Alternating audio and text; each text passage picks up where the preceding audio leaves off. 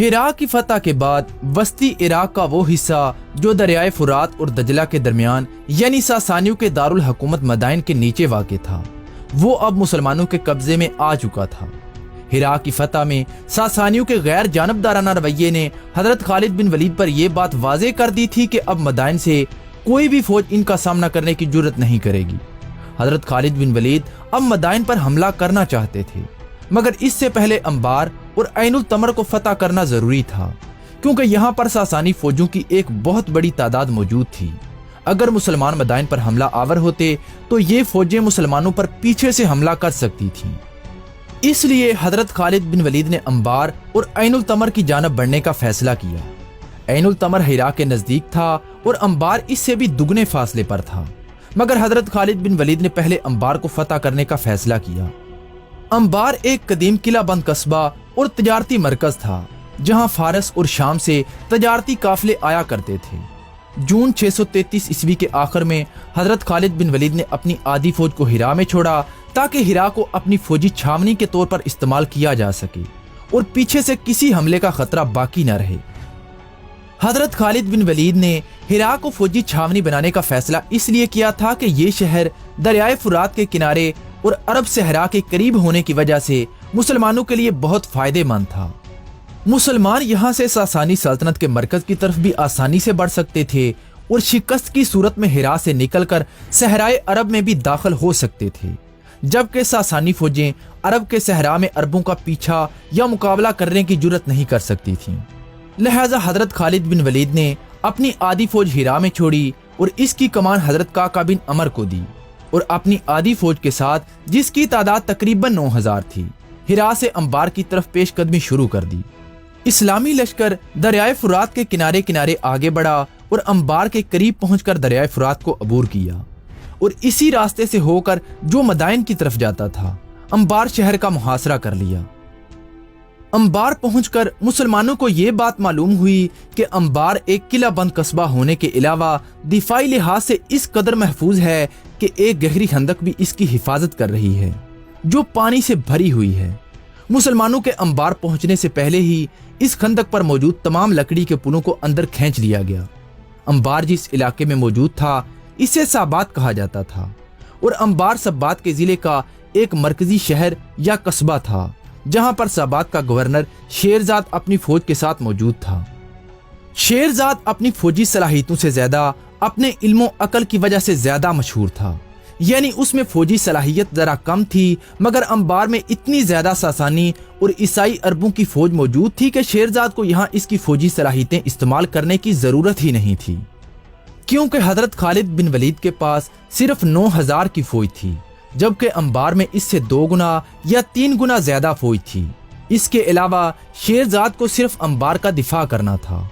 और इसे मदाइन या ऐनुल तमर से भी मदद मिल सकती थी, जबकि इस्लामी लश्कर हर तरफ से सासानियों के घेरे में था और इन्हें बहुत कम फौज के साथ जल्द से जल्द अंबार को फतह करना था। जब शेरजाद और इसकी फौज ने मुसलमान लश्कर को देखा तो इनको यकीन ही नहीं हो रहा था कि इतनी थोड़ी फौज के साथ कोई इतने मजबूत और जबरदस्त फौजी ताकत रखने वाले किले का मुहासरा कर सकता है। इसलिए अंबार में मौजूद सासानी और ईसाई अरब बेफिक्र हो गए और ये समझने लगे कि मुसलमान इतनी थोड़ी फौज के साथ कई सालों तक भी अंबार को फतह नहीं कर सकते। मुहासरे के दूसरे दिन हजरत खालिद बिन वलीद ने अंबार के चारों तरफ एक चक्कर लगाया और दीवार पर खड़े सासानी और अरब ईसाइयों को देखकर ये अंदाजा लगाया कि ये जंगी लिहाज से बिल्कुल नातजर्बाकार हैं, बल्कि इनमें ज्यादातर आसपास के इलाकों से आए हुए देहाती हैं, जो सिर्फ इस्लामी लश्कर के खौफ से भागकर अंबार में जमा हो गए हैं। हजरत खालिद बिन वलीद ने अपने लश्कर से 1000 बेहतरीन निशानाबाज तीर अंदाजों को अलग किया और हुक्म दिया कि दीवार के करीब इस अंदाज से जाएं कि दीवार पर खड़े सिपाहियों को ये महसूस ना हो कि तुम हमले की गरज से आगे बढ़ रहे हो,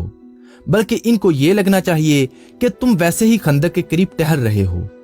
और अचानक से कमाने निकाल कर इनकी आंखों का निशाना लेकर इन पर तीर बरसा दो। लिहाजा इन 1000 तीर अंदाजों ने इसी तरह ही किया और इतनी तेजी से तीर बरसाए कि दीवार पर मौजूद सिपाही खुद को संभाल ही ना सके,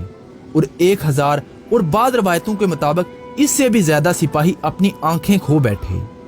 जिन सिपाहियों की आंखें बच गईं, इनके जिस्मों के बाज हिस्सों में तीर पेवस्त हो गए, क्योंकि अंबार की दीवारों पर सिपाहियों का इस कदर हुजूम था कि मुसलमानों का कोई भी तीर खता न गया। जब जख्मी सिपाहियों को फसीलों से उतारा गया तो इनकी हालत देखकर आम शहरियों में भी खौफो खिरास पैदा होने लगा और पहली जंगों से भागे हुए सिपाहियों ने इस खौफ को और भी ज्यादा बढ़ा दिया, जिसकी वजह से अंबार के शहरियों ने शेरजाद से मुतालबा किया कि मुसलमानों से सुलह कर ली जाए। इन हालात को देखते हुए शेरजाद ने हजरत खालिद बिन वलीद को चंद शराइत के साथ सुलह की पेशकश की, मगर हजरत खालिद बिन वलीद ने यह कहकर यह पेशकश ठुकरा दी कि अब तमाम शराइत वो तय करेंगे। शेरजाद ने नीम बेदिली के साथ मुज़ाहमत जारी रखने का फैसला किया। हजरत खालिद बिन वलीद जल्द से जल्द अंबार को फतह करने का इरादा रखते थे और वो ये भी देख रहे थे कि अंबार की दीवारें इतनी बुलंद नहीं थीं कि जितनी आम तौर पर किलों की हुआ करती थीं, मगर सबसे ज्यादा मुश्किल काम पानी से भरी हुई गहरी खंदक को अबूर करना था, जबकि अरब मुसलमान तैरना भी नहीं जानते थे और ना ही इस वक्त इनके पास कोई कश्तियां थीं। इसके अलावा ये खंदक फसील पर मौजूद तीर अंदाजों की जद में थी।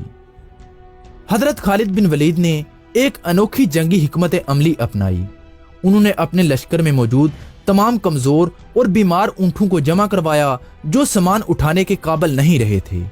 इन्हें ज़बह करवाकर अंबार के मरकजी दरवाजे के करीब, जहां से खंदक की चौड़ाई कम थी, एक जगह फेंकना शुरू कर दिया और अपने बेहतरीन तीर अंदाजों को इस मकाम पर तैनात कर दिया जहां से वो अंबार की फसीलों पर मौजूद सिपाहियों पर तीर बरसाते रहें,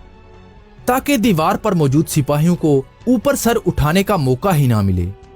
देखते ही देखते ऊंटों के गोश्त का एक मजबूत मगर नाहमवार पुल तैयार हो गया। हजरत खालिद बिन वलीद ने अपने एक दस्ते को पुल पार करके किले के दरवाजे पर हमला करने का हुक्म दे दिया।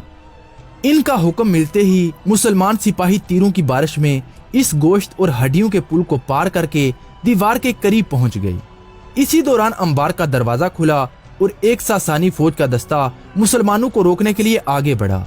मगर वो मुसलमानों के इस शदीद हमले को बर्दाश्त ना कर सका और काफी जानी नुकसान उठाने के बाद दोबारा किले के अंदर चला गया।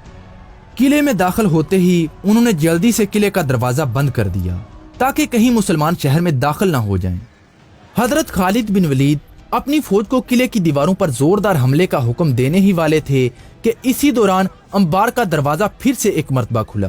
और शेरजाद का एक सफीर सफेद झंडे के साथ बाहर आया और हजरत खालिद बिन वलीद से सुलह की दरख्वास्त की और मुसलमानों की तमाम शराइत मानने पर आमादगी जाहिर कर दी।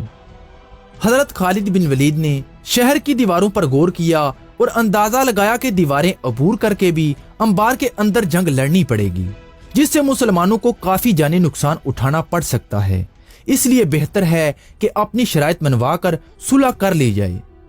शराइत के मुताबिक शेरजाद और इसकी फौज खाली हाथ सिर्फ अपने घोड़े जिन पर वो सवार थे लेकर मदाइन जा सकते थे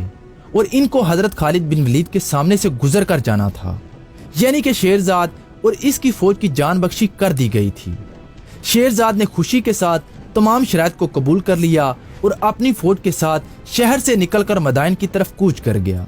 सासानी फौज के मदाइन चले जाने के बाद हजरत खालिद बिन वलीद भी अपनी फौज के साथ अंबार के शहर में दाखिल हो गए। अंबार में मौजूद ईसाई अरबों की फौज में अब दमखम बाकी नहीं था कि वो मुसलमानों का मुकाबला कर सकती, लिहाजा ईसाई अरबों ने भी हथियार डाल दिए और जिजिया देने पर राजी हो गए।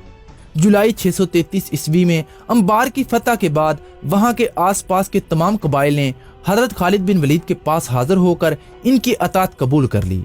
जब शेरजाद शिकस्त खुर्दा लश्कर के साथ मदाइन पहुंचा तो सासानी सालार बहमन ने इससे बेजारी का इजहार किया, तो शेरजाद ने शिकस्त का सारा इल्जाम अपने जंगी कमांडरों और ईसाई अरबों की फौज पर डाल दिया और कहा कि एक तो ईसाई अरब लड़ाई से बिल्कुल नावाकिफ हैं, जबकि मुझे बताया गया था कि वो बेहतरीन लड़ाके हैं। दूसरा, ईसाई अरबों की जड़ें मुसलमान अरबों के साथ मिली हुई हैं, जिसकी वजह से ईसाई फौजों ने हमारी फौज में भी बददिली पैदा कर दी थी और हमें शिकस्त का सामना करना पड़ा था। अंबार को फतह करने के बाद मुसलमानों की अगली मंजिल अब ऐनुल तमर थी। वहां पर भी ईसाई अरबों की फौज और सासानियों की मुताहिदा फौज से इनका मुकाबला था। लिहाजा अंबार को फतह करने के बाद हजरत खालिद बिन वलीद अपनी फौजों के साथ ऐनुल तमर की जानब आगे बढ़े।